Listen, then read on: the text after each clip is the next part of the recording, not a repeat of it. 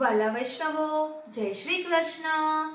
આપ સર્વેને નવા વર્ષની ખૂબ ખૂબ મંગલ વધાય. સંવત્સર એટલે આપણું નૂતન વર્ષ. આજનો સત્સંગ એક નવા જ રૂપમાં કરીશું. સૌપ્રથમ બ્રહ્મ સંબંધના સ્વરૂપને સમજવાનો રંજક પ્રયાસ કરીશું. આપણે દરરોજ ગદ્ય મંત્ર બોલીએ છીએ. બ્રહ્મ સંબંધ મંત્ર આજે આપણે ગુજરાતીમાં બોલીશું અને તેનો ભાવ સમજીશું. અને સાથે સાથે શ્રી ગિરધરલાલજીના 120 વચનામૃતમાં 66મા વચનામૃતમાં સંવત્સર વિશે વિસ્તારથી સમજાવેલું છે, તેનું પણ ભાવ દર્શન કરીશું. બોલો શ્રી વલ્લભાધીશ કી જય. શ્રી કૃષ્ણાય નમઃ. શ્રી ગોપીજન વલ્લભાય નમઃ. શ્રીમદ આચાર્ય ચરણ કમલેભ્યો નમઃ. શ્રી ગુસાઈજી પરમ દયાલવે નમઃ. બ્રહ્મ સંબંધનો ભાવાર્થ: ભગવાન કૃષ્ણથી વિખૂટા પડે હજારો વર્ષોનો સમય વ્યતીત થવાથી ભગવાનની પ્રાપ્તિને માટે હૃદયમાં જે તાપ ક્લેશનો આનંદ થવો જોઈએ તે જેને તિરોધાન થયો છે, એવો હું જીવ ભગવાન કૃષ્ણ શ્રી ગોપીજન વલ્લભને દેહ, ઇન્દ્રિય, પ્રાણ, અંતઃકરણ, તેના ધર્મો, પતિ, ઘર, પુત્રી, કુટુંબ, ધન, આલોક અને પરલોક આત્મા સહિત સમર્પણ કરું છું.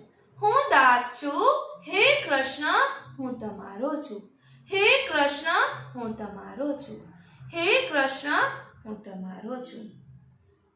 આ ગદ્ય મંત્ર સંસ્કૃતમાં જે છે તે અપરસમાં બોલવાનો હોય છે, શુદ્ધતામાં બોલવાનો હોય છે.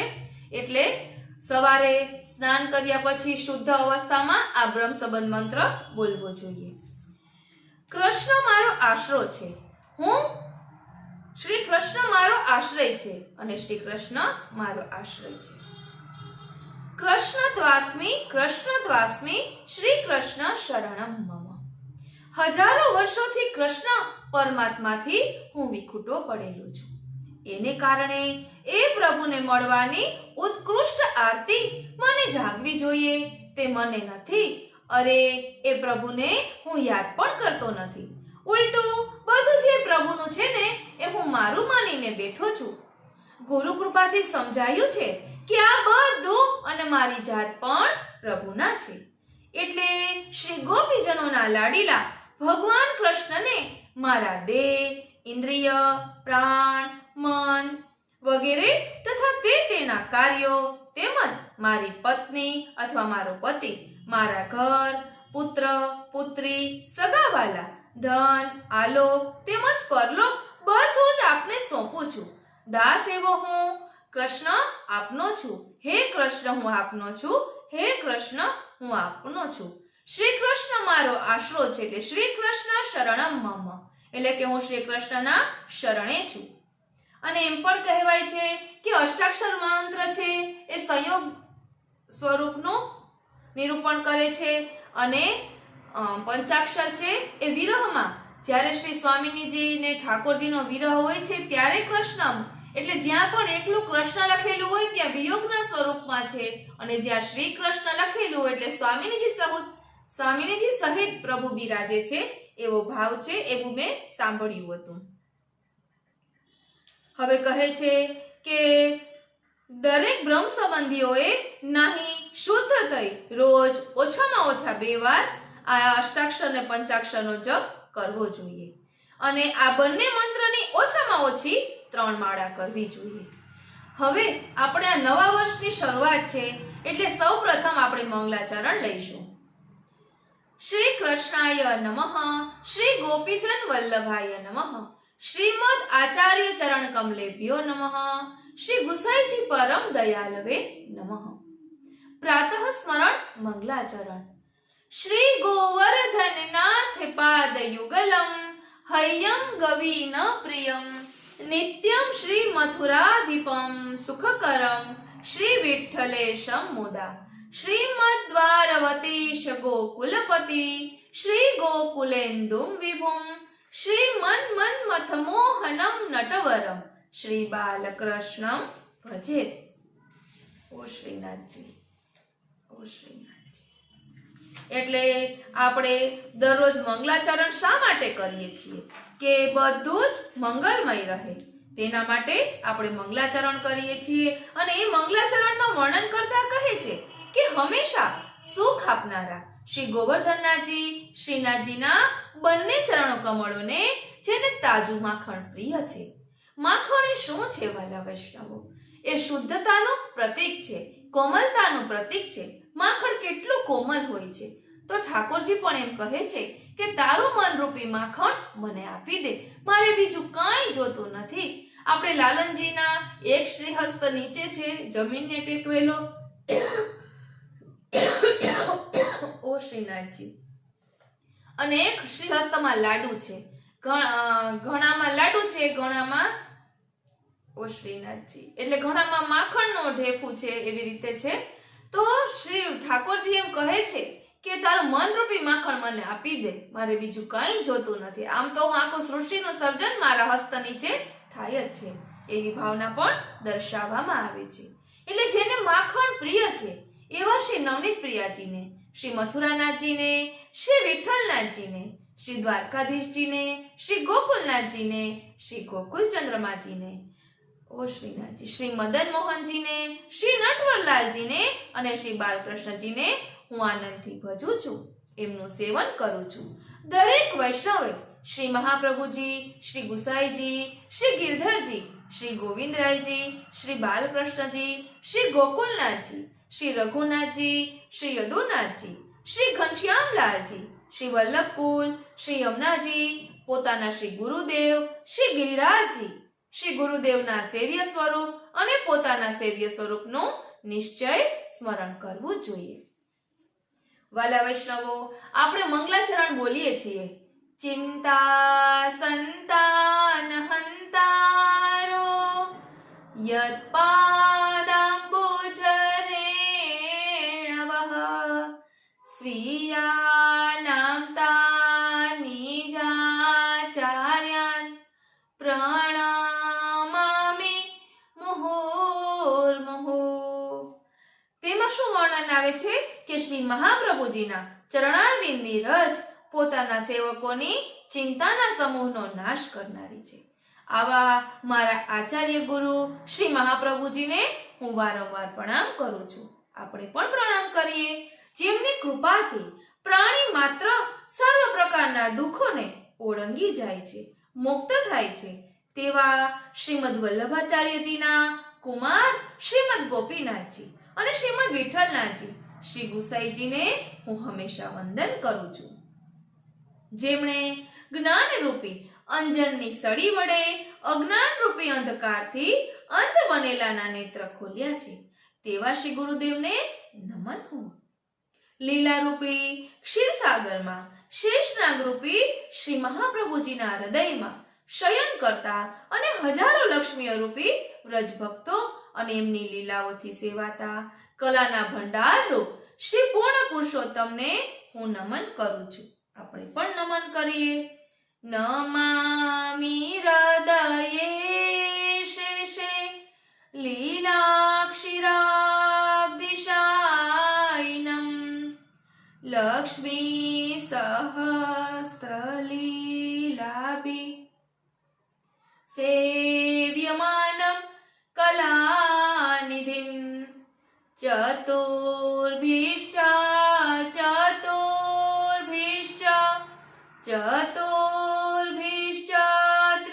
ત્રિભિस्तथा षड्भिर्विराजते योऽसौ પંચદા હૃદયે મમ.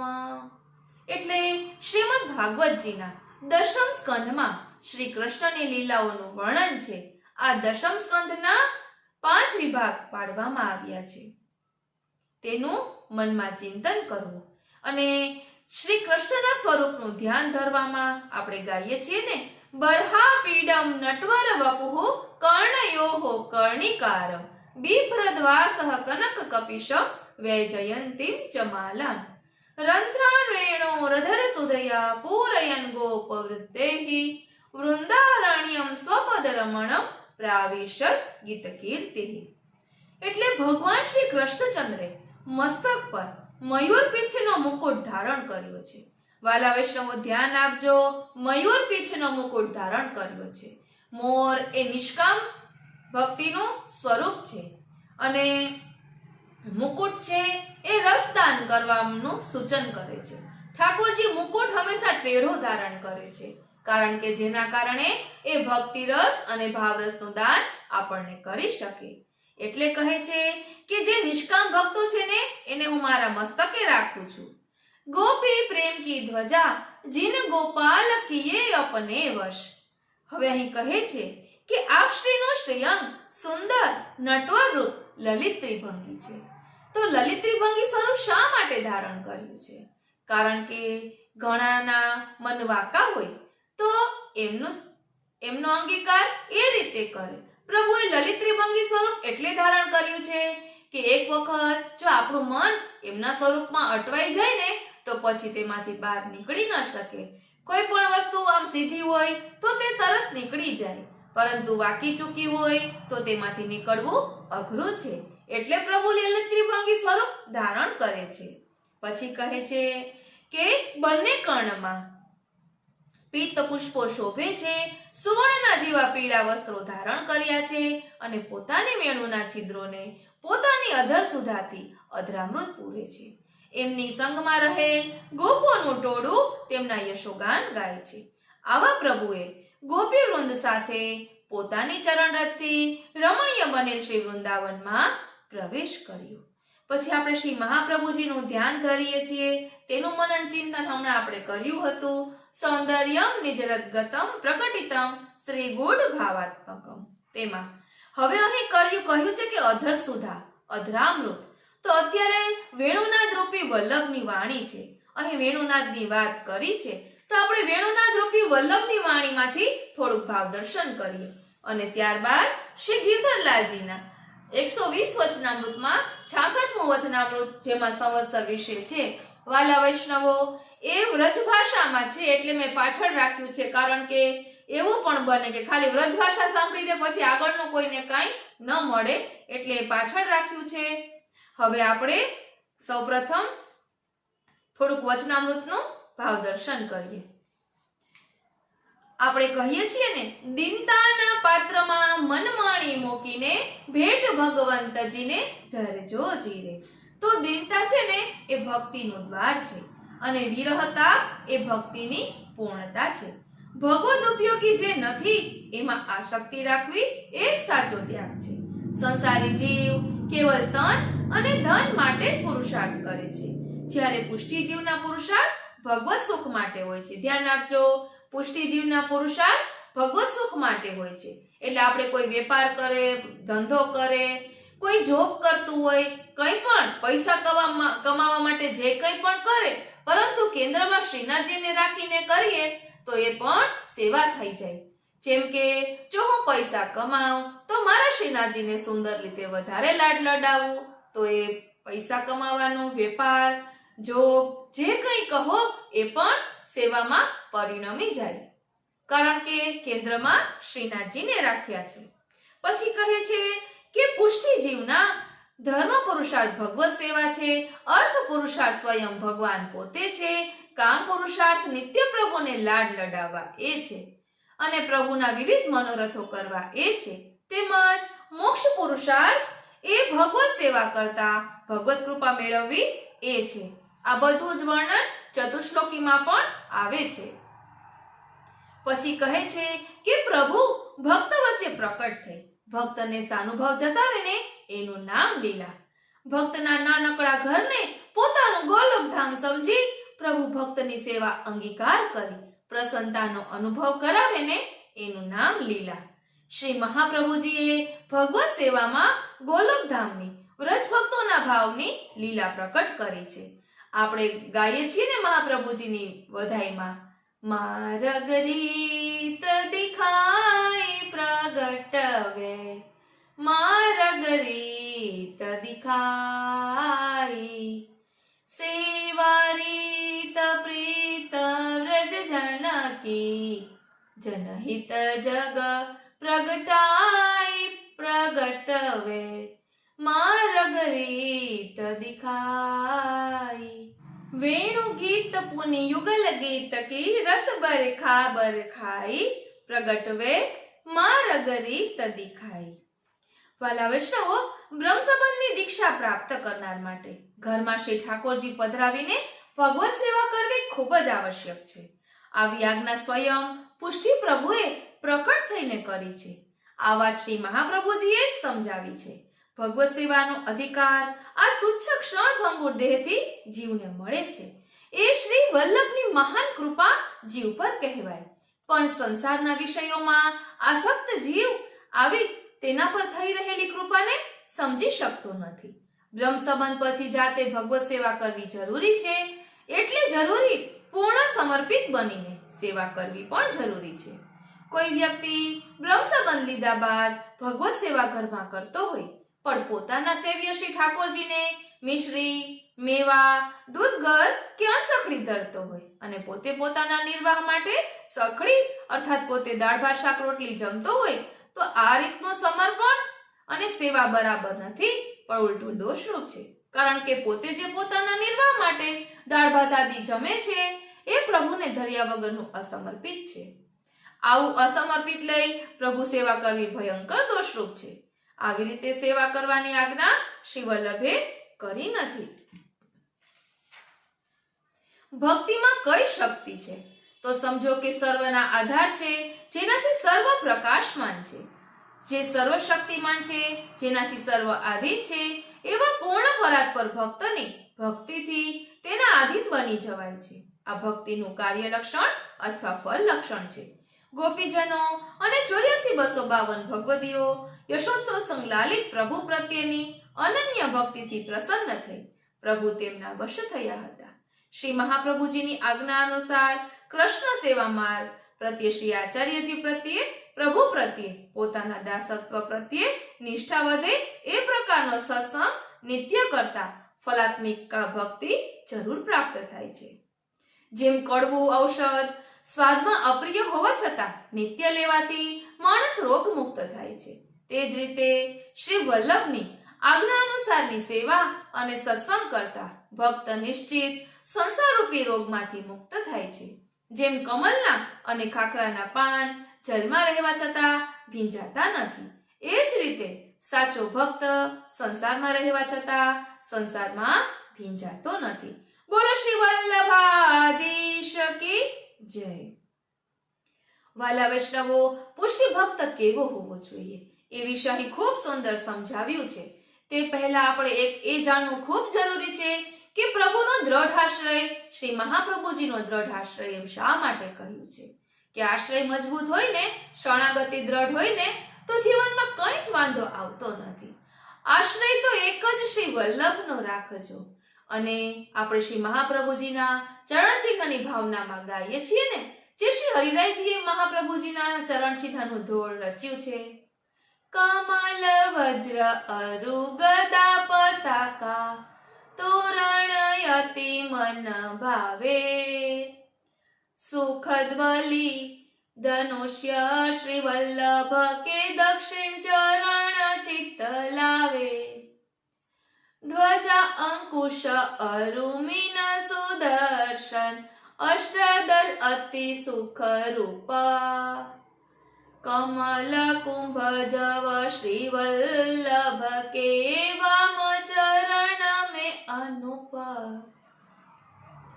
એટલે શ્રી મહાપ્રભુજીના ચરણારવિંદનો દ્રઢાશ્રય કરવાથી કેટલું બધું પુષ્ટિફળ પ્રાપ્ત થાય છે તેનું વર્ણન શ્રી હરિરાય મહાપ્રભુજીએ શ્રી મહાપ્રભુજીના ચરણ ચિહ્નની ભાવનામાં કરેલું છે।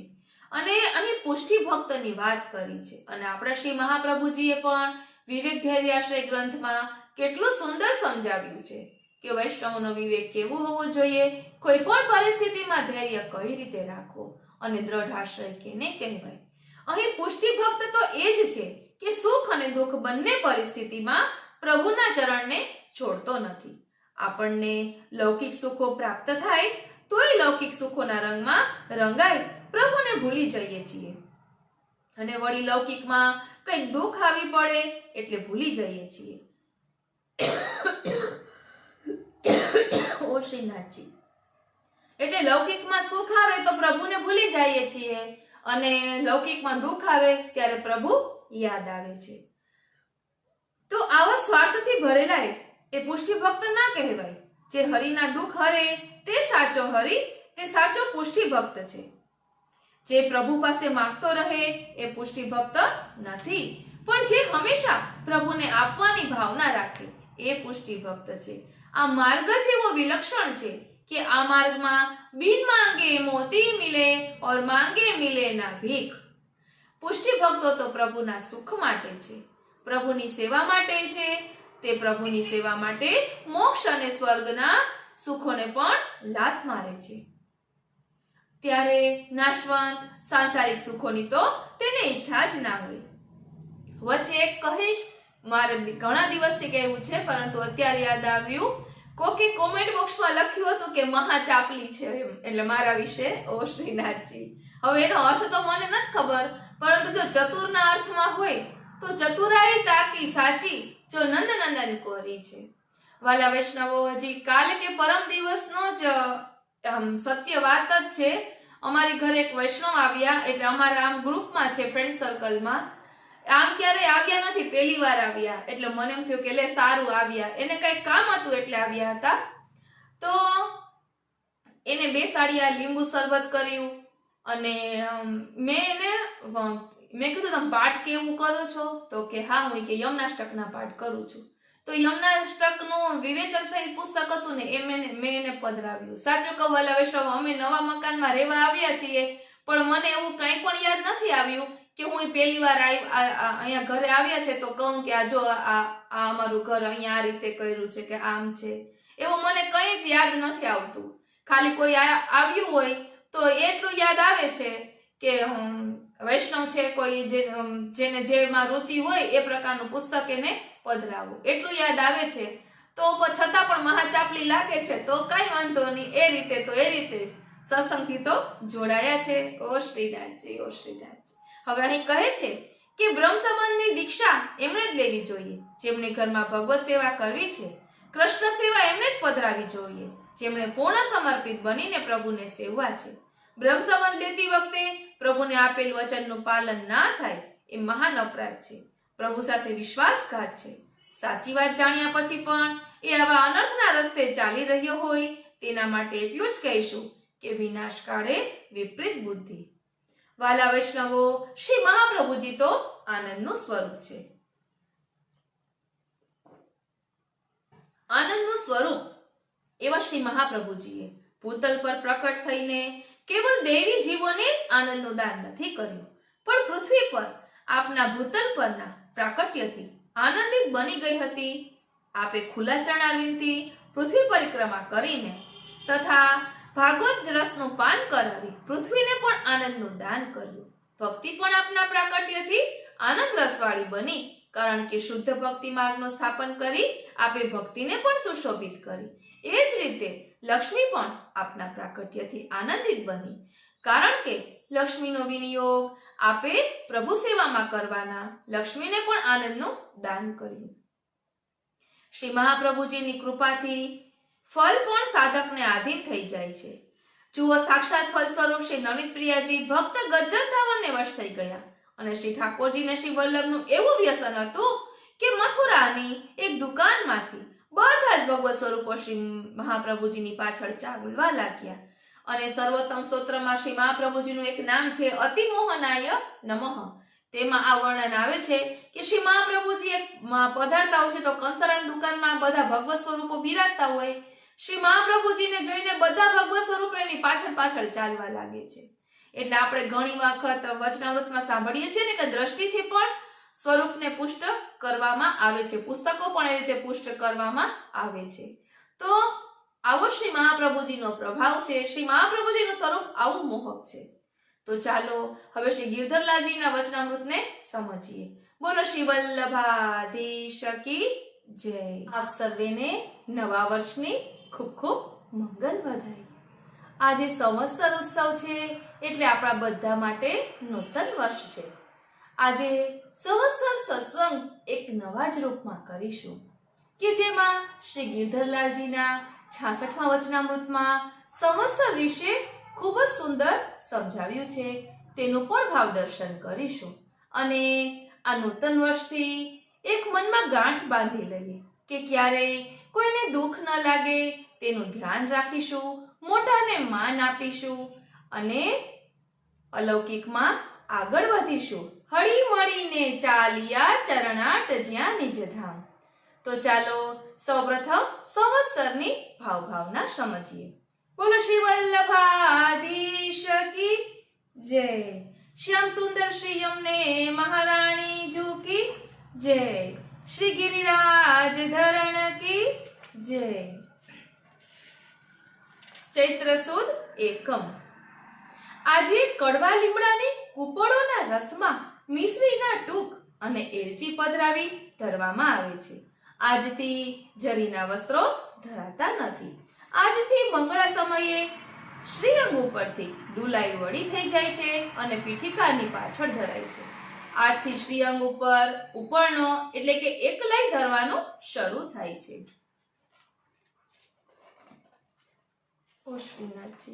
નવ નિકુંજ દેવી જય રાધિકા વરદાન નિકો દેહો પ્રિય વૃંદાવન વાસિની.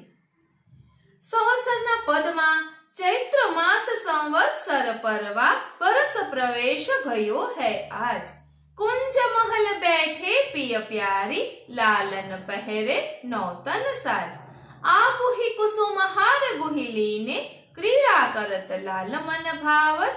बीरी देत दास परमानंद हरखी निरखी जશે ગાવત.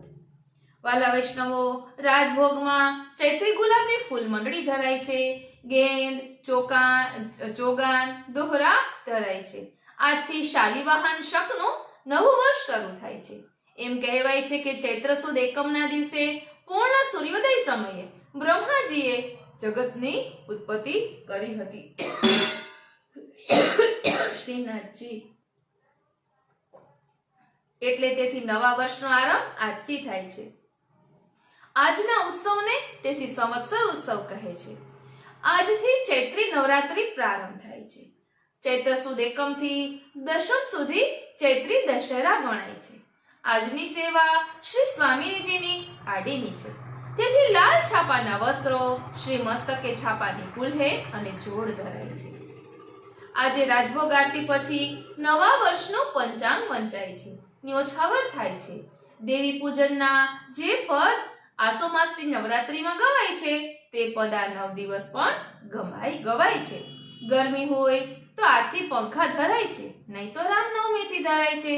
આજથી શયનમાં વાગો વડો થઈ જાય છે અને આળબંધ ધરાય છે. બપોરના અનુસરમાં શયાજીની ચાદર ગળી વાળીને પાંગતે ધરાય છે. તો ચાલો શ્રી ગિરધરલાલજીના 120 વચનામૃતમાં જે 66માં વચનામૃતમાં ભાવ દર્શન આપ્યું છે તેમાં સંવત્સર વિશે આપ્યું છે. આ શ્રી ગિરધરલાલજીના 120 વચનામૃતનું પુસ્તક છે. આપણે દર વર્ષે શ્રી ચંદ્રમોહન ગર્ગજી કરીને કોઈ છે, એ દર વર્ષે આપણને આવું કંઈ પણ હોય ને ત્યારે કેટલામું વચનામૃત એમ કોમેન્ટ બોક્સમાં જણાવે છે. આ અગાઉ લીધેલું છે આપણે, પરંતુ આજે સંવત્સરના ઉત્સવ પર એ વચનામૃત લઈએ. 66वां वचनामृत. आपने कछुक ज्योतिष प्रकरण की आज्ञा करी. जो कार्तिक शुक्ल अक्षय नवमी गुरुवार के दिन सतभिषा नक्षत्र में सतयुग को जन्म है, ताते अक्षय नवमी कहे हैं. सो सतयुग के देवता के वर्ष 48,000, तामे युग के वर्ष ओ श्रीनाथजी 17,28,000. આ બધું અઘરું છે. 17,28,000 સંખ્યા છે. તામે अवतार 4 भय मत्स्य कूर्म वराह नृसिंह और यामे शककारक राजा 14 भय ताके नाम सुकृत कृतवसु कृतभोगी भैरव मुचुकुंद हिरण्यगर्भ हिरण्याक्ष प्रहलादजी वैलोचन बलि नहुष ताड़कासुर गजासुर कृतमनु या प्रमाण 14 राजा भय और भगवत स्वरूप शुक्ल तनु मकरेश्वर लिंग नैमिषारण्य तीर्थ जगन्नाथ पीठम मनुष्य आयुष्य वर्ष 1,00,000 संख्या सत्यवादी लोक एक पत्नीव्रत पुरुष पतिव्रता स्त्री गृहण 76,000 तामे 40,000 चंद्र ग्रहण 36,000 सूर्य ग्रहण देवता तथा ब्राह्मण की भक्ति पुरुष लंबो हाथ 21 हाड़ताई प्राण सुवर्ण के पात्र सवन के घर रत्न मुद्रा पुण्य विश्वा 20 पाप को लेश नहीं या प्रमाण सतयुग को वर्तमान है એટલે સતયુગમાં આ પ્રકારનું હતું દરેક યુગનું અહીં દર્શાવ્યું છે ओ श्रीनाथ जी अब त्रेता युग को प्रकार कहत है जो अक्षय तृतीया यानी वैशाख शुक्ल तीज सोमवार रोहिणी नक्षत्र में जन्म है तामे भगवत प्राकट्य 3 एक वामन जी 2 परशुराम जी 3 श्री रामचंद्र जी देवता के वर्ष 36,000 युग के वर्ष ओ श्रीनाथ जी 12,96,000 संख्या है यामे शक कारक राजा 21 भय ताके नाम रघु धर्म कुक्ष काकुस्थ अम्बरीश वैशंपायन कुश यौमार इंद्रमार उत्तानपाद हरिश्चंद्र रोहिदास सगर भरत मांधाता प्रद्युम्न दिलीप अजयपाल दशरथ श्री रामचंद्र जी रावण या प्रमाण 21 राजा त्रेता युग में भय और भगवत स्वरूप रक्तवर्ण और सोमेश्वर लिंग पुष्कर तीर्थ जालंधर पीठ केदार लिंग देवता मनुष्य को आयुष्य वर्ष 10,000 लोग सत्यवादी ओ श्रीनाथ जी ग्रहण संख्या 63,000 तामे चंद्र वर्ष 32,000 और सूर्य पर्व 31,000 पुरुष प्रमाण हाथ 14 लंबो मासगत प्राण रजक पात्र सुवर्ण मुद्रा पुण्य विश्वा 15 पाप विश्वा 5 त्योहार दशहरा अब द्वापर युग को प्रकार कहत है भाद्र कृष्ण 13 बुधवार पुण्य नक्षत्र को जन्म त्योहार दिवाली को श्री भगवत प्राकट्य 1 श्री कृष्ण अवतार कुरुक्षेत्र तीर्थ देवता के वर्ष 24,000 तामे युगादि वर्ष 8,64,000 शककारक राजा 7 भयता के नाम विश्वश्रवा जयमुनि पूर्वमल आयन शांतन चित्र पांडु 7 अवंतीपीठ भगवत स्वरूप पीतवर्ण आचारशील ब्राह्मण सत्यवादी लोक ग्रहण 46,000 तामे चंद्र पर्व 25,000 और सूर्य पर्व 21,000 पुरुष प्रमाण हाथ 7 लंबो એટલે 7 हाथ लांबो पुरुषનો हाइट आयुष्य प्रमाण 1000 वर्ष चर्मगत प्राण ताम्रपात्र रजक मुद्रा पुण्य विश्वा 10 पाप विश्वा 10 अब कलयुग को प्रकार कहत है माघवदी 30 शुक्रवार એટલે माघवत अमास श्रावण नक्षत्र को जन्म परवर हो ओ श्रीनाथ जी परवहोरी को शक कारक राजा छे तामे प्रथम युधिष्ठिर विक्रम शालिवाहन विजयाभिनंदन नागार्जुन कलंकी देवता के वर्ष 12,000 तामे युगादि वर्ष ओ श्रीनाथ जी 4,32,000 महाकाल देवता श्री गंगाजी तीर्थ आसोधर पीठ मनुष्य आयुष 120 वर्ष ब्राह्मण आचार भ्रष्ट परम लेच्छ लोक और लोभी लोक अष्ट वर्षाणी कन्या गर्भवंती विधवा व्यभिचारता पुरुष प्रमाण हाथ 3 लंबो कंठगत प्राण मृतिकामय पात्र ताम्रमय मुद्रा पुण्य विश्वा 5 पाप विश्वा 15 अब पुराण के मत 105 संवत्सर होय है ताको प्रकार जो बुद्ध अवतार है सो सर्व धर्म मिटाई वेकु है और कल की धर्म स्थापक है चैत्र सुदी एकम के दिन बैठे 100 संवत्सर चैत्र सुदी दूज के दिन चंद्रोदय समय बैठे 100 चांद्र संवत्सर और मेष संक्रांति बैठे जा दिन 100 बैठे तो गणितांक अयनांसा की रीति है, तासो आवे है। और वारहस्य मकर के बृहस्पति के 24 अंश गए पीछे लगे 112 वर्ष भुगते। नक्षत्र संवत्सर अश्वनी सो लेके रेवती ताई तक 1 मास में पूरो होए। ये 5 संवत्सर पंचम स्कंध में पुराण की रीति सो है। अध्याय 22 में है। अब ज्योतिष के मत सो 60 संवत्सर है। तामे विषि 3 ताको नाम। प्रथम ब्रह्मा की विषि बैठे हैं, ताको प्रकार लिखे थे। संवत्सर के नाम प्रभाव, विभव, शुक्ल, प्रमोद, प्रजापति, अंगिरा, श्रीमुख, भाव, युवा, धाता, ईश्वर, बहुधान्य, प्रमाथि, विक्रम, वृषभ, चित्रभानु, स्वरभानु, तारक, पार्थिव, व्ययम। अब विष्णु की विषि लिखिए। सर्वजित, सर्वधारी, विरोधी, विकृत, स्वरोनंदन, विजय, मन्मथ, दुर्मुख, हेमलंब, विलंब, विकारी, सर्वरी, वाप्रचार, ध्रुव, शुभकृत, सौभव, क्रोधी, विश्वासु, पराभव। अब रुद्र की विषि लिखे थे।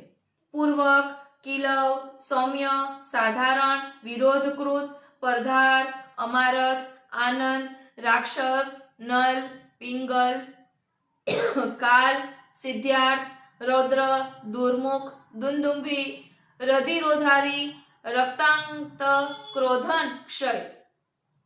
या प्रमाण 60 संवत्सर है। या में अधिक मास चैत्र ते लगाए आसोज मास ताई आवे है। कार्तिक ते लगाए फागुन ताई अधिक मास आवे है। कार्तिक फागुन घटे नहीं और 5 वर्ष में 2 ही अधिक मास आवे। और कलयुग में ग्रहण तो अप्रमाण आवे हैं, परंतु श्री महाप्रभु जी श्री गुसाई जी के प्राकट्य भय ते धर्म को रक्षण है। जहाँ ताई भूतल में आपको वंश बिराजे है, तहाँ ताई धर्म को रक्षण है। और वेद मार्ग यहाँ ही देखवे में आवे है। और कथा संवत्सर के दिन सुननी, तासो कली के सकल दोष निवृत्त होए। और टीपोणा हूँ अवश्य सुननो। इति श्री गिरधरराज जी महाराज के वचनामृत 66। बोलो श्री वल्लभाधीश की जय। श्याम सुंदर श्री यमुने महारानी जू की जय। श्री गिरिराज धरण की जय। વાલા વૈષ્ણવો, જય શ્રી કૃષ્ણ। કહેવાય છે ને, મંગલમુખી સદા સુખી। શું આપણે ઠાકોરજીની બોલી સમજીએ છીએ? ઠાકોરજી આપણી સાથે વાતો કરે છે? આજના સત્સંગમાં આ બધું જાણીશું। આપણી મનાતુરી ચેનલ એક નવો જ વળાંક લેવા જઈ રહી છે। અને કોઈ પણ સત્કાર્ય હોય, ભગવત સપ્તાહ હોય તો તેની શરૂઆત હંમેશા મંગલાચરણથી થતી હોય છે। તો આજના સત્સંગમાં આપણે શ્રી ગુસાઈજી રચિત મંગલ ચતુષ્પદી મંગલ મંગલમ વ્રજભૂમિ મંગલમ તેનું ભાવ દર્શન કરીશું। વાલા વૈષ્ણવો, જય શ્રી કૃષ્ણ। હું માનાતુરી આપ સર્વે વૈષ્ણવોનું આજના આ અલૌકિક સત્સંગમાં હાર્દિક સ્વાગત કરું છું। મંગલ મંગલમ વ્રજભૂમિ મંગલમ। પ્રથમ શ્લોક એ વાત્સલ્ય ભાવનો નિરૂપણ કરે છે। આ મંગલ ચતુષ્પદીમાં વાત્સલ્ય ભાવ, માધુર્ય ભાવ, સખ્ય ભાવ અને દાસ્ય ભાવનો નિરૂપણ છે। શ્રી ગુસાઈજીએ એટલું સુંદર વર્ણન કર્યું છે, અને એ પણ આપણા વૈષ્ણવો પર કૃપા કરવા માટે કે વૈષ્ણવો સેવામાં તત્પર હોય અને તેને સ્મરણનો સમય ન મળે તો તેના માટે શું કરવું? કહેવાય છે ને, રાય જીતની સેવા કો ફલ માનત મેરુ સમાન। તેવી જ રીતે શ્રી ગુસાઈજીએ આપણા પર કૃપા કરી આ મંગલ ચતુષ્પદી રચી છે, જેમાં દશમ સ્કંદની નિરોધ લીલાનું નિરૂપણ કરવામાં આવ્યું છે। આપણે ભાગવતજીનો દશમ સ્કંદ આખો ક્યારે વાંચી લઈએ? તેના બદલે આ મંગલ ભોગ સરાવતી વખતે મંગલ ચતુષ્પદી બોલવાથી શ્રી ઠાકોરજીની આ બધી લીલાઓનું ચિંતન થાય છે। તો ચાલો ને આપણે પણ તેનું ભાવ દર્શન કરીએ।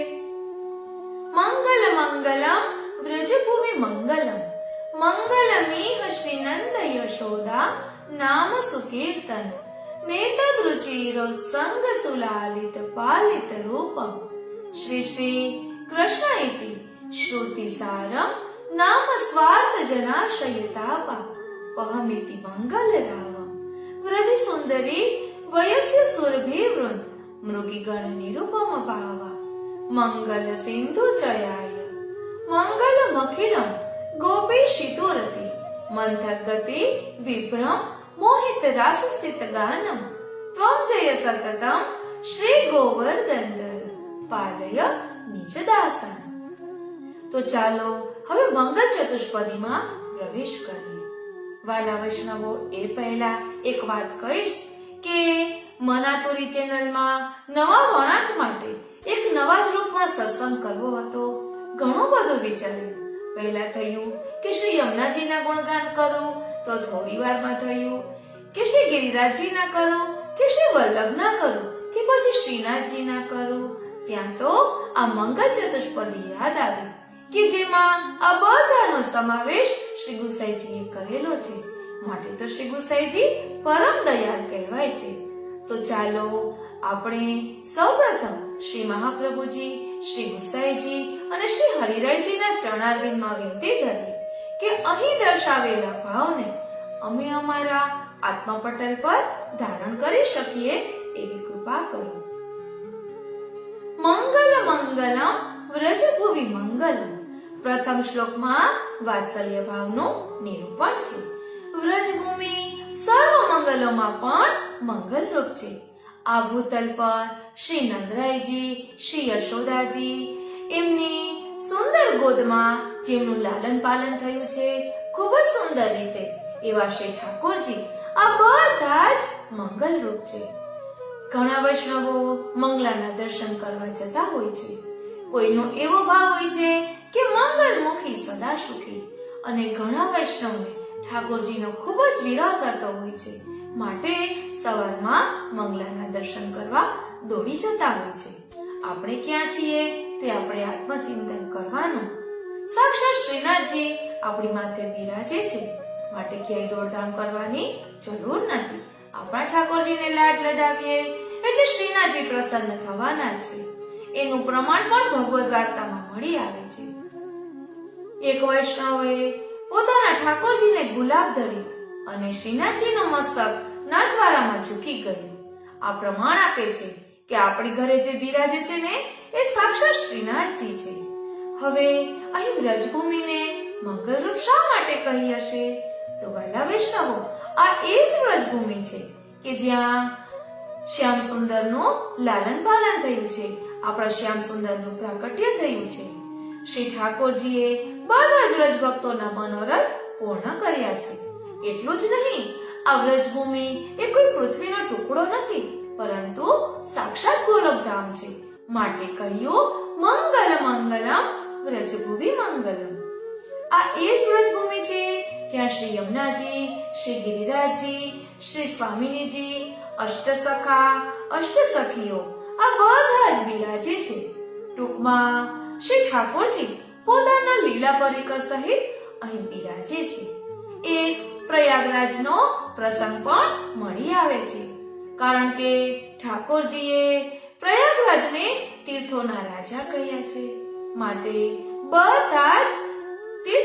બધા તીર્થો સાથે મળીને પ્રયાગરાજને મળવા ગયા, પરંતુ વ્રજભૂમિ ન ગઈ.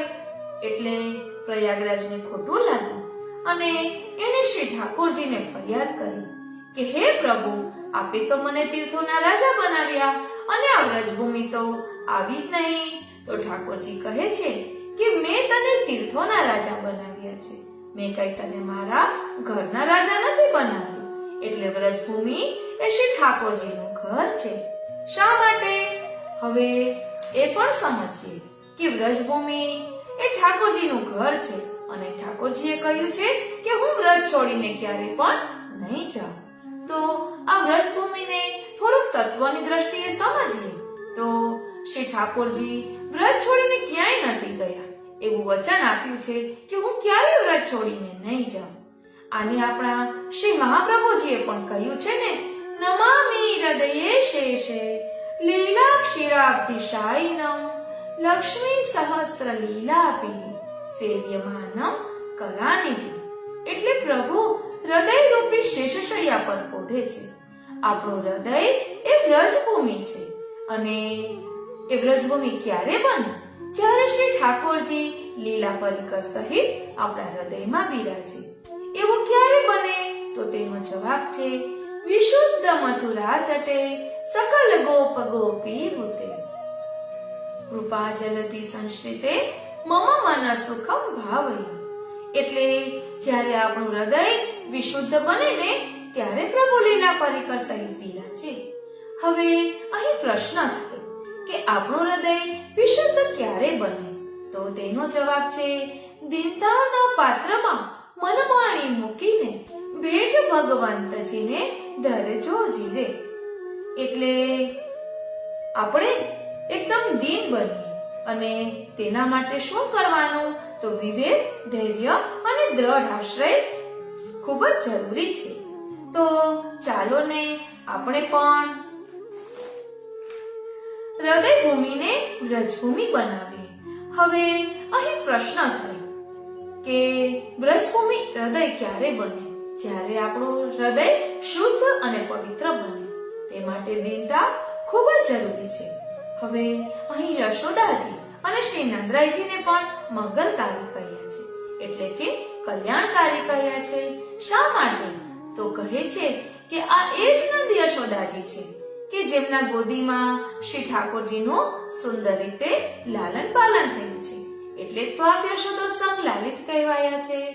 અને આ પ્રથમ શ્લોકમાં મુખ્ય વાત્સલ્ય ભાવ છે. માતાને એના બાળક પ્રત્યે જેવો વાત્સલ્ય ભાવ હોય ને તેવો અહીં પ્રકટ થાય છે. વાત્સલ્ય ભાવમાં કોઈ અપેક્ષા હોતી નથી, કારણ કે બાળક છે.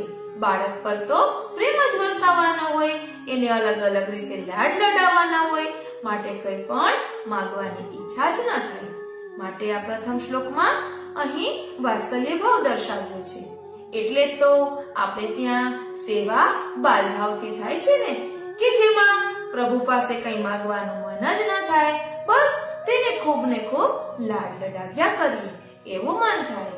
અને દિવસ પર્યંતની સેવા સુંદર રીતે કરી શકાય ને તેના માટે જ શ્રી ગુસાઈજીએ આ મંગલાચરણ રચ્યું છે. અને મંગલ ભોગ સરાવતી વખતે આ મંગલાચરણ એટલે કે આ મંગલ ચતુષ્પદી બોલવાની હોય છે. માટે કહ્યું મંગલ મંગલમ વ્રજભુવિ મંગલમ. હવે બીજા શ્લોકમાં પ્રવેશ કરીએ તો કહે છે શ્રી શ્રી કૃષ્ણ ઇતિ શ્રુતિ સારમ નામ સ્વાર્થ જનાશયુતાપા પહમિતિ મંગલ રાવ. સૌપ્રથમ અહીં આપણે જોઈએ કે આ બીજા શ્લોકમાં સખ્ય ભાવ દર્શાવવામાં આવ્યો છે. અને આપણે સૌપ્રથમ શ્રી શ્રી કૃષ્ણ એ શબ્દને સમજીએ તો શ્રી કહેતા શ્રી સ્વામિનીજી, શ્રી કહેતા શોભા સ્વરૂપ શ્રી સ્વામિનીજી. અહીં શ્રી ઠાકોરજી અને શ્રી સ્વામિનીજી એના નામનો એ સમગ્ર વેદના સારભૂત છે એમ અહીં કહ્યું છે. અને જે વિરહ આતુર નિજ ભક્તોના અંતઃકરણનો તાપ દૂર કરનારા છે. વાલા વૈષ્ણવો, અહીં શ્રી શબ્દને ખૂબ જ વધુ ખુલાસાથી સમજીએ તો આપણે અષ્ટાક્ષર મહામંત્ર બોલીએ છીએ ને, શ્રી કૃષ્ણ શરણમ મમ, તે સંયોગ ભાવનું નિરૂપણ કરે છે. અને શ્રી કૃષ્ણ શરણમ મમ બોલવાથી આપણને શ્રી ઠાકોરજીથી સંયોગ ભાવ મળે છે. એટલે કે શ્રી કૃષ્ણ એટલે શ્રી સ્વામિનીજી સહિત કૃષ્ણ એટલે યુગલ સ્વરૂપની અહીં વાત છે, જેમાં મૂળમાં સંયોગ ભાવ રહેલો છે. બીજો મંત્ર છે પંચાક્ષર મંત્ર, જે વિરહ ભાવનું નિરૂપણ કરે છે. કૃષ્ણ ત્વાસ્મી, જેમાં શ્રી સ્વરૂપ શ્રી સ્વામિનીજી નથી, અહીં શ્રી સ્વામિનીજીના ભાવથી વિરહની જલ્પના કરવામાં આવી છે કે હે કૃષ્ણ, હું આપનો છું. તેમાં શ્રી નથી, વિરહ ભાવ દર્શાવ્યો છે. ફક્ત કૃષ્ણ કહ્યું ને એટલે જ્યાં એકલા કૃષ્ણ હોય એ શ્રી સ્વામિનીજીના વિરહના ભાવને પ્રકટ કરતું હોય છે. માટે અહીં શ્રી ઠાકોરજી અને શ્રી સ્વામિનીજીના નામના ધ્વનિને મંગલરૂપ કહ્યું છે.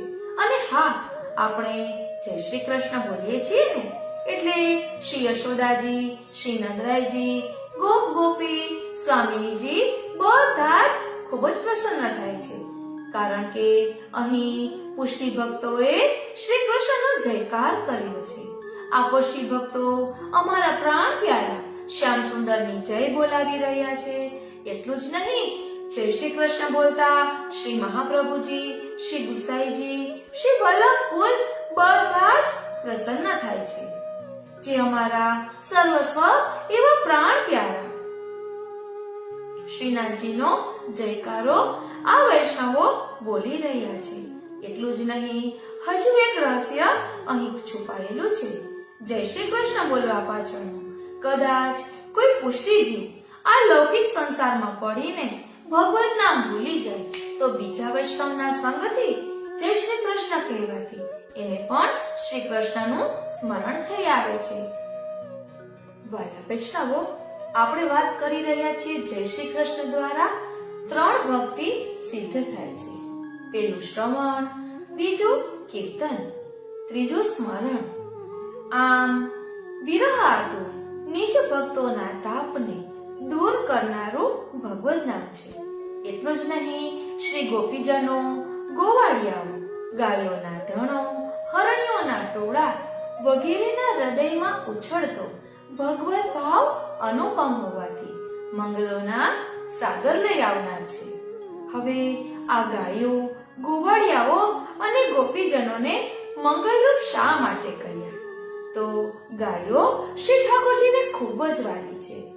એમના નેત્રોમાં નિરખીને જોઈશું ને તો આપણને ગાયોની આંખોમાં શ્યામ સુંદરના દર્શન થશે. પ્રભુ વેણુ વગાડે એટલે ગાયો પ્રભુ પાસે આવીને ઊભી રહી જતી. કદમ ચઢ કાન બુલાવત ગૈયા, ગોવર્ધન કી શિખર તે મોહન દીની ઢેર. તો આ ગાયો આપણને શું શીખવે છે? તો પ્રભુના કહેવામાં રહેવાનું અને અત્યારે પણ વેણુનાદ થઈ રહ્યો છે. શું આપને સંભળાય છે એ વેણુનાદ? હા હા, સંભળાય છે ને. વેણુનાદ રૂપી વલ્લભની વાણી શ્રી મહાપ્રભુજી આપણી સાથે વાતો કરે છે, પણ આપણે સમજતા નથી. ગ્રંથો સ્વરૂપે શ્રી વલ્લભ પ્રભુ આપણને પુષ્ટિ જ્ઞાન આપી રહ્યા છે. વલ્લભ કુળના રૂપમાં, અલૌકિકમાં કઈ રીતે આગળ વધવું એ શીખવી રહ્યા છે. આપણે વાત કરી રહ્યા હતા કે શું આપણે પ્રભુની બોલી સમજીએ છીએ? શું શ્રી ઠાકોરજી આપણી સાથે વાતો કરે? તો હા, કરે છે. ઠાકોરજી કોઈ ગુજરાતી, હિન્દી કે ઇંગ્લિશમાં વાતો નથી કરતા, પરંતુ નેત્રો દ્વારા વાતો કરે છે, સ્મિત દ્વારા કૃપા કરે છે, કટાક્ષ દ્વારા કૃપા કરે છે. બસ આપણે એમના સંકેતને સમજવાનો છે. પ્રભુ આપણી સાથે અલગ અલગ પ્રકારે ખેલે, ક્યારે આંખ મીચોની લીલા ખેલે. કઈ રીતે? તો કોઈ વસ્તુ આપણે ક્યાં રાખી છે એ ભૂલી જઈએ અને ગોત્યા કરીએ તો પ્રભુ આંખ મીચોની લીલા ખેલે છે એવો આપણને અનુભવ થાય. પ્રભુ બધા ખેલ આપણી સાથે કરે છે. બસ આપણે એની બોલીને સમજવાની છે. પ્રભુ કોઈ પણ રૂપમાં આવીને આપણને આજ્ઞા કરી જાય, આપણને સંકેત કરી જાય. બસ આપણે એની બોલીને, એના સંકેતને સમજવાનો છે. અત્યારે પણ શ્રી મહાપ્રભુજી, શ્રી ગુસાઈજી, શ્રી હરિરાયજી આ બધા ગ્રંથો સ્વરૂપે આપણને બધું કહી જ રહ્યા છે. બસ આપણે એ સમજવાનું છે. હવે વાત કરીએ ગોપીજનોની, કારણ કે અહીં ગોપીજનોને પણ મંગલરૂપ કર્યા છે. એમને શા માટે મંગલરૂપ કર્યા? તો તેનો જવાબ શ્રી હરિરાયજી આપણને આપે છે. પ્રાત સમય ઉઠી વ્રજબાલા, ગાવતી મંગલ ગીત રસાલા, કરી શિંગાર મથનિયા ધોવે, અપનો અપનો દરિયો વિલોવે. તો અહીં કહે છે કે ગોપીજનોની સવાર જ પ્રભુના ગુણગાનથી થાય છે. ચેતસ્તત પ્રવણમ સેવા, ચિત્તનું પ્રભુમાં પરોવાવું એનું જ નામ સેવા છે. એ ભાવ અહીં પ્રકટ થાય છે. એટલે ગોપીજનોએ એમનું મન શ્રી ઠાકોરજીના ચરણારવિંદમાં ધરી દીધું છે, સમર્પિત કરી દીધું છે. માટે કહ્યું મંગલ મંગલમ. એટલે આ ગોપીજનો પાસેથી આપણે શું શીખવાનું છે? તો ચિત્ત પ્રભુમાં કઈ રીતે રાખવું એ ગોપીજનોએ આપણને અહીં સમજાવ્યું છે. ગોપીજનોએ ક્યારે બેસીને પાઠ નથી કર્યા કે પ્રભુનું ધ્યાન નથી ધર્યું કે નથી માળા કરી. બસ એમને પોતાની પલે પલ ક્ષણે ક્ષણ પ્રભુને સમર્પિત કરી દીધી છે. પોતાનું મન, પોતાનું હૈયું પ્રભુના ચરણારવિંદમાં ધરી દીધું છે. બસ આપણે પણ ગોપીજનોના પાસેથી આ શીખવાનું છે. ગોપીજનો પ્રભુમય એવા થઈ ગયા છે તેનું એક વર્ણન પણ છે. ગલી ગલી में गोपी बोले, गली गली में गोपी बोले, माधव लो कोई माधव लो, मन मटकी में माधव डोले. એટલે ગોપી માખણ વેચવા ગઈ છે પરંતુ એનું મન ઠાકોરજીમાં છે.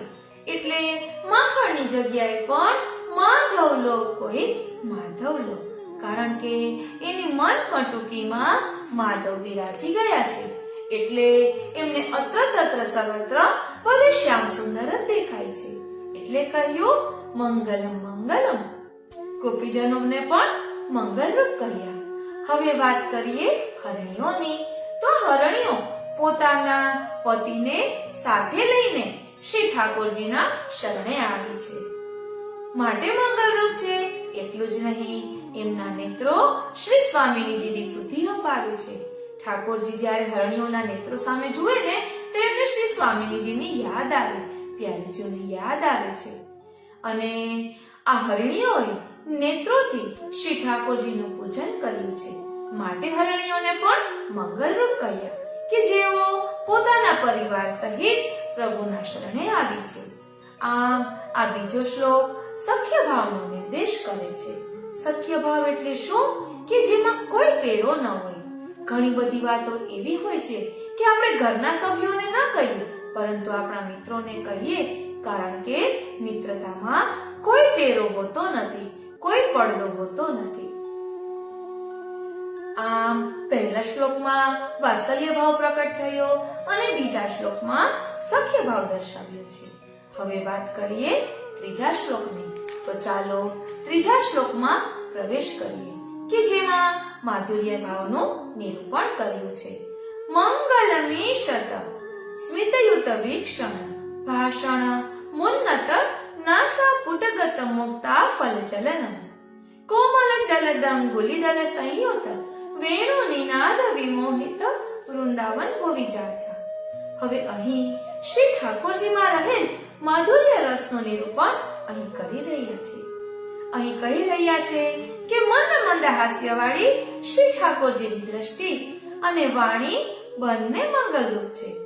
આપ જ્યારે બોલો છો ત્યારે આપની ઉન્નત એટલે કે અણિયાળી નાસિકા પર બિરાજતા મોતીની ગતિ શોભાયમાન લાગે છે. તે પણ મંગલરૂપ છે. આટલું બોલતા તો મધુરાષ્ટકનો ભાવ હૃદયમાં પ્રકટ થઈ જાય છે, કારણ કે મધુરાષ્ટકમાં બધું જ મધુર છે. પ્રિય તેરી ચિતવન में हीटोना બંક ચિતે મુસ્કાય કે લાલ સુંદર વદન દિખાય. ઠાકોરજી નેત્ર કટાક્ષ દ્વારા કૃપા કરે, સ્મિત દ્વારા કૃપા કરે. બરહા પીડમ નટવર વપુ કર્ણયોહો કર્ણિકાર. અહીં શ્રી ઠાકોરજીના લલિત ત્રિભંગી સ્વરૂપનો ભાવ પ્રકટ થયો છે અને એનું સ્મરણ થઈ આવે છે. એટલે કે ગોકુલચંદ્રમાજી અને શ્રી મદન મોહનજી. શ્રી મદન મોહનજી છે એ લઘુરાસનું સ્વરૂપ છે અને શ્રી ગોકુલચંદ્રમાજી છે એ મહારાસનું સ્વરૂપ છે. વેણુનાદ સમયના નટવર સ્વરૂપની વાત કરીએ તો ભગવાન શ્રી કૃષ્ણચંદ્રે મસ્તક પર મયુરપીંછનો મુકુટ ધારણ કર્યો છે. મોર નિષ્કામ છે માટે તેના પીછાને શ્રી ઠાકોરજીએ પોતાના મસ્તકે ધારણ કર્યા છે. આપ શ્રીનું શ્રીઅંગ સુંદર નટવર રૂપ છે, લલિત ત્રિભંગી સ્વરૂપ છે. એટલે એક વખત આપના સ્વરૂપમાં મન અટકે ને પછી ત્યાંથી ક્યાંય નીકળી શકતું નથી, માટે આપ ત્રિભંગી સ્વરૂપે બિરાજે છે. અહીં અણિયાળી નાસિકા પર બિરાજતા મોતીની વાત કરી છે. તો એનો શું ભાવ છે? તો નકવેસરનો મોતી છે ને એ અધરસુધાનું પાન કરે છે. નકવેસર શ્રી સ્વામીજીના ભાવથી આવે છે. વાલા વૈષ્ણવો, પ્રભુ વેણુના માધ્યમથી સુધા વહાવી ભક્તો સાથે સંબંધ સ્થાપિત કરે છે. વેણુમાં 7 છિદ્રો હોય છે અને તે 6 ધર્મ અને 7મો ધર્મી સ્વરૂપ પ્રગટ કરે છે. વેણુનાદ પ્રભુની આમંત્રણ પત્રિકા છે. પ્રભુ વેણુથી રસપાન કરાવે છે. હવે વેણુના 7 છિદ્રોની વાત કરીએ તો વેણુનું પહેલું છિદ્ર એ શ્રી સ્વામિનીજીના ભાવથી આવે છે. બીજું છિદ્ર શ્રી ચંદ્રાવલીજીના ભાવથી આવે. ત્રીજું છિદ્ર શ્રી કુમારિકાઓના ભાવથી આવે. ચોથું છિદ્ર ગાયોના ભાવથી આવે છે. પાંચમું છિદ્ર હરિદાસવર્ય શ્રી ગિરિરાજજીના ભાવથી આવે છે, જે પરમ ભગવદીય છે. છઠ્ઠું છિદ્ર વ્રજના પશુ પક્ષીઓના ભાવથી આવે છે, જે મુનિજનો ઋષિ મુનિઓ છે. અને 7મું છિદ્ર દેવતા અને વ્રજભૂમિ સૃષ્ટિના ભાવથી આવે છે. વાલા વૈષ્ણવો, વ્રજમાં કોઈ પણ વસ્તુ જળ નથી, એટલે આપ જ્યારે વેણુનાદ કરે છે ને તેને લીધે એટલો બધો મધુર નાદ થાય છે કે તેનાથી મુગ્ધ બને વૃંદાવનમાં જન્મેલા મનુષ્યો, પશુ પક્ષીઓ પણ મંગલરૂપ બની જાય છે. વ્રજના પક્ષીઓ પણ ઋષિ મુનિઓ છે તેવું વર્ણન ભાગવતજીમાં આવે છે. આ રીતે અહીં ભાગવતજીની દશમ સ્કંદની લીલાઓનો નિર્દેશ કર્યો છે. શ્રી મહાપ્રભુજીની વદાઈમાં પણ આવે છે ને, વેણુ ગીત પુનિ યુગલ ગીત કી રસ બરખા બરખાઈ પ્રકટ વે માર્ગ રીત દિખાઈ. આ પદમાં શ્રી મહાપ્રભુજીની દિનચર્યાનો પણ સમાવેશ કરેલો છે. હવે આપણે ચોથા શ્લોકમાં પ્રવેશ કરીએ. ચોથો શ્લોક એ દાસ્ય ભાવનો નિર્દેશ કરે છે. મંગલમ અખિલમ ગોપેશિતુરતિ મંથર ગતિ વિભ્રમ મોહિત રાસસિત ગાનમ ત્વમ જય સતતમ શ્રી ગોવર્ધનધર પાલય નિજ દાસન.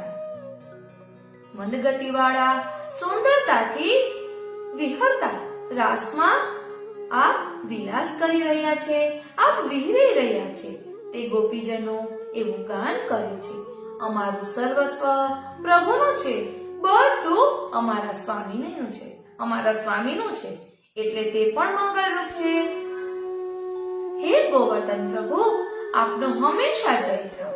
આપને શરણે આવેલા અમે ગોપીજનો છીએ, તેમનો આપ અંગીકાર કરો. આપણે પણ પ્રભુના ચરણારવિંદમાં આ વિનંતી ધરવાની.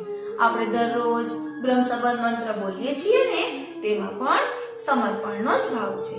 ભગવાન કૃષ્ણથી વિખૂટા પડે હજારો વર્ષોનો સમય વ્યતીત થવાથી ભગવાનની પ્રાપ્તિને માટે હૃદયમાં જે તાપ ક્લેશનો આનંદ થવો જોઈએ, તે જેને તિરોધાન થયું છે, એવો હું જીવ ભગવાન કૃષ્ણ શ્રી ગોપીચંદ વલ્લભને દેહ, ઇન્દ્રિય, પ્રાણ, અંતઃકરણ, તેના ધર્મો, પતિ, ઘર, પુત્રી, કુટુંબ, આલોક અને પરલોક આત્મા સહિત સમર્પણ કરું છું.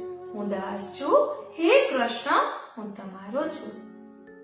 હવે અહીં પહેલા મારે આપને એક વાત કહેવી છે કે પ્રભુ આપણી સાથે પણ ખેલે છે. રાસ ખેલે, આંખ મીચોની લીલા ખેલે, એવા ઘણા ખેલ ખેલે. ભાગવતજીમાં રાસલીલાનો પ્રસંગ આવે છે. તેમાં શ્રી ઠાકોરજીએ ગોપીજનોના મનોરથ પૂર્ણ કર્યા. લઘુ રાસ થયો, ગોપીજનોને સૌભાગ્યમત થયો, એટલે પ્રભુ અંતર ધ્યાન થયા. ત્યારબાદ ગોપીજનોને વિરહ થયો, દીનતા પ્રગટ થઈ, શ્રી ઠાકોરજીનો દ્રઢ આશ્રય થયો. ફરી પ્રભુ શ્રી ગોપીજનોના હૃદયમાંથી પ્રકટ થયા અને મહારાસ થયો. હવે આપણી વાત કરીએ તો આપણે સ્તોત્ર પાઠ કરીએ છીએ, સેવા કરીએ છીએ. પ્રભુ કૃપાથી રંજક સેવા પ્રાપ્ત થઈ અને આપણને એમ થાય કે મારા વિના સેવામાં ચાલે નહીં. હું સુંદર સામગ્રી સિદ્ધ કરું અને સુંદર શ્રૃંગાર ધરાવું, આવું મનમાં જરા અભિમાન આવે તો પ્રભુને એ જરા પણ ન ગમે. પ્રભુ આ એવી લીલા કરે કે કઈક કારણસર આપણે પ્રભુથી દૂર થઈ જઈએ, પછી આપણને પ્રભુનો વિરહ થાય, ફરી દીનતા પ્રકટ થાય અને ફરી પાછો હાથ પવિત્ર કરવાનો અવસર પ્રાપ્ત થાય. આ રીતે અત્યારે પણ પ્રભુ આપણી સાથે ખેલે છે. ખેલ में मेल है. દ્રઢાશ્રયની વાત કરીએ તો દરેક જગ્યાએ મનને સમજાવવામાં આવ્યું છે. શું સમજાવવામાં આવ્યું છે? તો સદા મન શ્રી ગોકુલ में રહીએ. દરેક જગ્યાએ મનને સમજાવવામાં આવ્યું છે. શા માટે? કારણ કે પ્રભુએ કહ્યું છે કે બધી ઇન્દ્રિયોમાં મન રૂપે હું છું. તો મનને ક્યારેય મારવાનું નથી, એને વાળવાનું છે, તે પણ પ્રભુ તરફ. અહીં શું કહ્યું? સદા મન શ્રી ગોકુલ में રહીએ. ગોવિંદ ઘાટ છોકર કી છૈયા બેઠક દર્શન પહીએ. તો મનથી બધું કરવાનું છે. પછી કહે છે મન રે તું શ્રી વલ્લભ કહી દે. મનને શ્રી વલ્લભ વલ્લભ કહેવાની ટેવ પાડવાની છે. અને શ્રી હરિરાયજીનું પદ છે ને આશ્રયનું, શ્રી ગોવર્ધન કી રહીએ તળેટી, શ્રી ગોવર્ધન કી રહીએ. નિત્ય પ્રતિ મદન ગોપાલ લાલ કે ચરણ કમલ ચિત રહીએ. આ ગોવર્ધન આ તળેટીનું જે પદ છે તેમાં કઈ શ્રી હરિરાયજી ગોવર્ધનની તળેટીમાં નહોતા બિરાજતા, પરંતુ એમનું મન ત્યાં હતું. એ આપણને સૂચવે છે કે આપણે કંઈ પણ જોઈએ ને તો આપણી દ્રષ્ટિ અલૌકિક રાખવાની. આપણે કોઈ ઝરણું જોઈએ કે નદી વહેતી જોઈએ તો શ્રી યમુનાજીની સુધી આવવી જોઈએ. કોઈ પર્વતને જોઈએ તો શ્રી ગિરિરાજજીની સુધી આવવી જોઈએ. આ રીતે આપણો દ્રષ્ટિકોણ બદલાવવાનો છે. દ્રષ્ટિકોણ બદલાવાથી બધું જ પ્રભુમય લાગશે. આ રીતે આપણે સમજવાનું છે. હવે આપણે વાત કરીએ કે શું આપણે પ્રભુની બોલી સમજીએ છીએ? તો બસ આપણે એના સંકેતને સમજવાનો છે. શ્રી ઠાકોરજીએ 3 વખત શ્રી મહાપ્રભુજીને આજ્ઞા કરી હતી અને ત્રીજી આજ્ઞામાં શ્રી મહાપ્રભુજી પણ એમની વાત માની ગયા હતા. આપણે નાથદ્વારાનું જે મંદિર સિદ્ધ થયું, જે ગિરિરાજજી ઉપર પૂરણમલ ક્ષત્રિય દ્વારા એમનો જે નકશો બનાવવામાં આવ્યો, ત્યારે શ્રી મહાપ્રભુજીએ નંદાલયના ભાવથી જ સેવા પ્રકારનું શરૂઆત કરી હતી. તો એ રેખાંકન ચિત્ર જે દોરેલું હોય તે આપોઆપ પોતાની મેળે મંદિરના સ્વરૂપમાં થઈ જાય. એટલે શ્રી મહાપ્રભુજી શ્રીનાથજીના સંકેતને સમજી ગયા.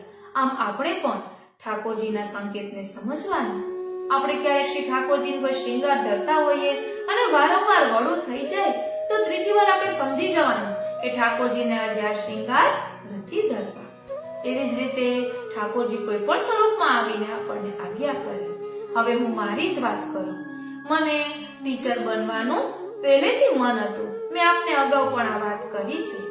એટલે મારે પીટીસી કરવું હતું, પર્સેન્ટેજ પણ સારા આવ્યા અને ઘરના સભ્યોએ પણ કહ્યું કે તું પીટીસી કર. પછી મને એમ થયું કે આટલો બધો ખર્ચો નથી કરવો, એટલે મેં ના પાડી. પછી મારા લગ્ન થયા, એ પણ પુષ્ટિ માર્ગીય ઘરમાં.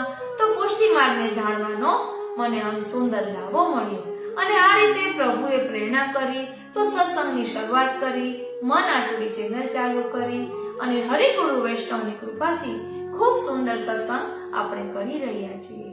હું પ્રભુને બોલી સમજવાની આપને વાત કરી રહી છું.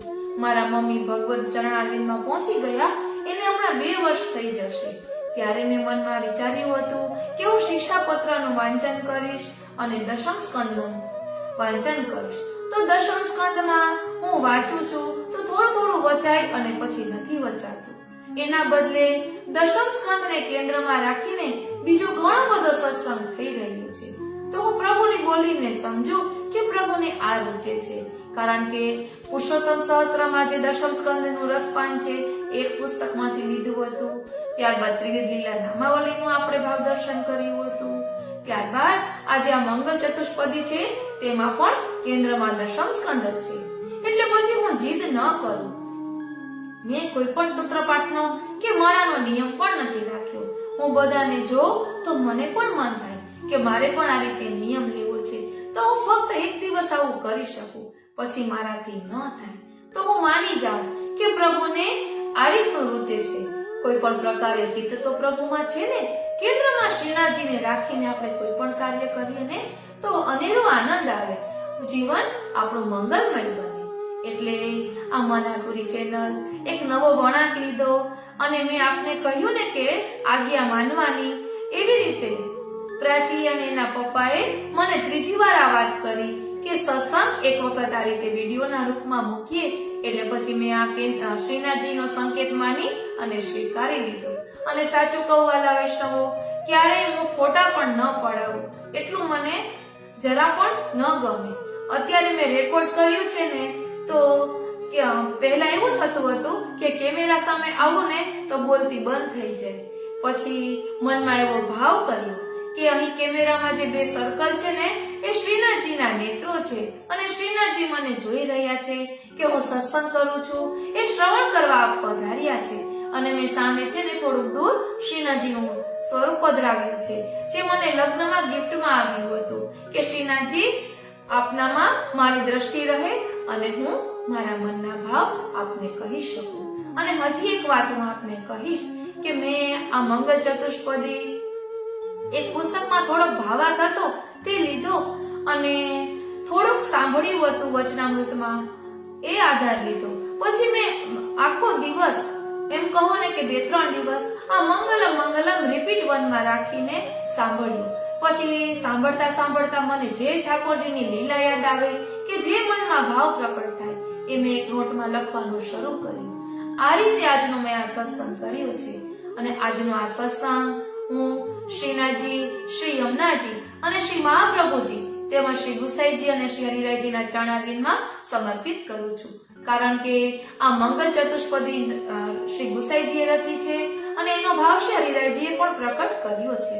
તો એમના ચરણારવિંદમાં એ જ વિનંતી ધરું છું કે અહીં દર્શાવેલા ભાવને અમે અમારા આત્મપટલ પર ધારણ કરી શકીએ એવી આ કૃપા કરો.